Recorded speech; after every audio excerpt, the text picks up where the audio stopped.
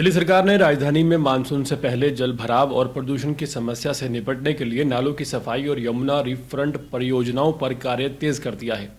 दिल्ली की मुख्यमंत्री रेखा गुप्ता ने गुरुवार को उपराज्यपाल वीके सक्सेना, जल मंत्री परवेश वर्मा और अन्य वरिष्ठ अधिकारियों के साथ कई बड़े नालों और वजीराबाद बैराज का निरीक्षण किया।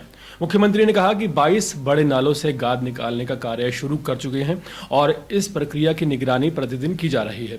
उन्होंने अधिकारियों को ये निर्देश भी दिए कि यमुना नदी के किनारे चल रही रिवर फ्रंट परियोजना में तेजी लाई जाए, ताकि न केवल नदी की सफाई सुनिश्चित हो सके बल्कि दिल्ली वासियों को एक सुंदर, स्वच्छ और उपयोगी सार्वजनिक स्थल भी बहुत जल्दी मुहैया कराया जा सके।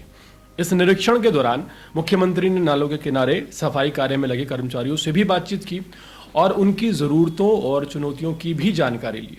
उन्होंने संबंधित विभागों को निर्देश दिए कि नालों की सफाई में किसी भी प्रकार की ढिलाई बर्दाश्त नहीं की जाएगी और मानसून से पहले सभी आवश्यक तैयारियां पूरी कर ली जाएं, इस बात के भी निर्देश दिए। लेकिन वहीं कुछ मीडिया कर्मियों के कैमरे ये दिखाने में कामयाब रहे कि सरकार तो बदलती है, लेकिन सफाई कार्य में लगे कर्मचारियों के हालात कभी नहीं बदलते। इस तस्वीर को गौर से देखिए, ये आज की ताज़ा तस्वीरें हैं। इस तस्वीर में कुछ पुरुष गंदे नाले में खड़े दिखाई दे रहे हैं। यहाँ वे हाथ में बाल्टी और बर्तन लेकर सफाई कर रहे हैं। सभी के कपड़े गंदे हो चुके हैं और उनका शरीर कीचड़ से सना हुआ है। यह स्पष्ट है कि वो एक कठिन और शर्मास्थ कार्य कर रहे हैं जो स्वास्थ्य के लिहाज से भी जोखिम भरा है। एक व्यक्ति पानी की बोतल से पानी पीता हुआ नजर आ रहा है, जिससे ये अंदाजा लगाया जा सकता है कि गर्मी और थकावट ने उसे पूरी तरह से परेशान कर दिया है।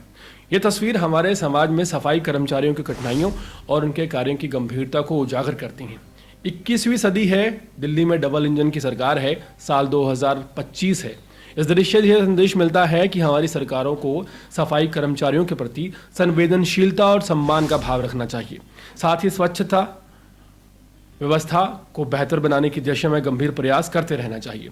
इस तस्वीर को गौर से देखिए, ये कोई फिल्म का सीन नहीं है बल्कि हकीकत है हमारे समाज की। ये वो लोग हैं जो बिना किसी शिकायत के, बिना किसी पहचान के गंदगी और बदबू से भरी नालियों को साफ करते हैं। इनका काम सिर्फ सफाई करना नहीं, ये हमारे लिए बीमारियों से लड़ते हैं, हमारे शहरों को दिन रात मेहनत करके जिंदा रखते हैं। यहाँ हम एक छोटी सी बदबू से परेशान हो जाते हैं, ये लोग अपनी जान को जोखिम में डालकर उस बदबू को ख़त्म कर देते हैं, और वो भी बिना दस्ताने पहने, बिना मास्क पहने, बिना सुरक्षा के। क्या हमने कभी इन्हें धन्यवाद कहा, थैंक यू कहा? क्या हमने कभी इनके बेहतर सुविधाओं की सरकार से मांग की?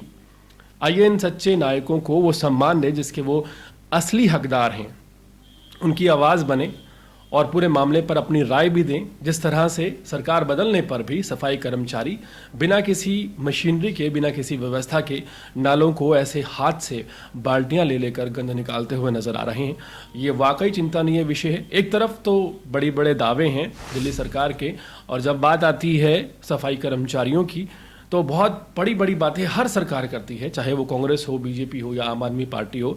लेकिन अगर ग्राउंड की बात की जाए तो ग्राउंड पर बिना किसी सुरक्षा व्यवस्था के इतने जोखिम भरे काम को करना किस तरह से जस्टिफाइड है, और सरकार को क्या इन लोगों की सुरक्षा पर ध्यान देने की ज़रूरत नहीं है? पूरे मामले पर आपकी राय क्या है, कमेंट सेक्शन में ज़रूर बताएं। और इसी तरह के अपडेट जुड़े रहने के लिए देखते रहें अर्पण न्यूज़। बहुत बहुत शुक्रिया।